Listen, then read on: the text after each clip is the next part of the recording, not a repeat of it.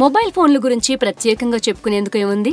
ఒక దశాబ్ద కాలంలోనే మొబైల్ ఫోన్ మన జీవితంలో భాగంగా మారిపోయింది. అన్నిటికీ మొబైల్ ఫోన్లనే వాడుకోమంటూ ఏకంగా నగదుని కూడా రద్దు చేసే పరిస్థితి వచ్చేసింది. ఇప్పుడు మొబైల్ ఫోన్ ఒక సమాచార సాధనం మాత్రమే కాదు, ఏ పనిలో అయినా తోడుగా ఉండే ఓ నేస్తం, మన హోదాకి సైతం ఓ సంకేతం. అందుకనే కొత్త మొబైల్ను ఎన్నుకునేటప్పుడు ఆచితూచి ఎన్నుకుంటూ ఉంటాం.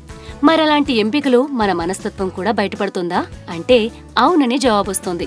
ఇంగ్లాండ్లోని లాంకెస్టర్ విశ్వవిద్యాలయానికి చెందిన పరిశోధకులు ఐఫోన్, ఆండ్రాయిడ్ ఫోన్లని వాడేవారి మనస్తత్వాల మధ్య తేడాలు ఏమైనా ఉన్నాయేమోనని పరిశీలించారు. అందులో ఆండ్రాయిడ్ ఫోన్ను ఇష్టపడే వారిలో ఈ లక్షణాలు ప్రస్ఫుటంగా కనిపించాయి. మగవారు ఎక్కువగా ఈ ఫోన్ ఇష్టపడుతున్నారు. అందులోనూ పెద్దలు ఆండ్రాయిడ్ ఫోన్లంటే ఆసక్తి చూపుతున్నారు. ఆండ్రాయిడ్ వాడకందారులు సమాజానికి అనుగుణంగా నడుచుకునే మనస్తత్వం కలిగుంటారట.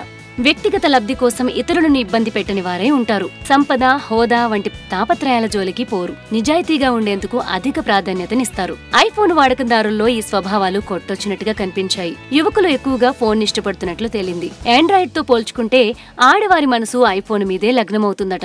ఒక వస్తువుని ఎంచుకునే విషయంలో వీరు ఇతరులతో రాజీ పడరు. వీరు ఫోనుని ఒక సాధనంగానే కాకుండా తమ హోదాకు చిహ్నంగా భావిస్తుంటారు. బహిర్ముఖ మనస్తత్వంతో అందరితో కలివిడిగా కలిసిపోయేలా ప్రవర్తిస్తుంటారు. ఈ వివరాలన్నిటి ఆధారంగా పరిశోధకులు ఒక ప్రోగ్రామ్ ను కూడా రూపొందించేశారట. దానికి మన మనస్తత్వానికి సంబంధించిన కొన్ని వివరాలను అందిస్తే మనం ఏ ఫోన్ ని వాడుతున్నామో చెప్పేస్తుంది.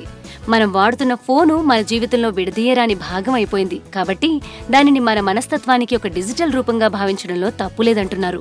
అందుకనే మున్ముందు జనం డౌన్లోడ్ చేసుకునే అప్లికేషన్లు బట్టి కూడా వారి మనస్తత్వాన్ని అంచనా వేసే ప్రయత్నం చేయవచ్చునని అంటున్నారు.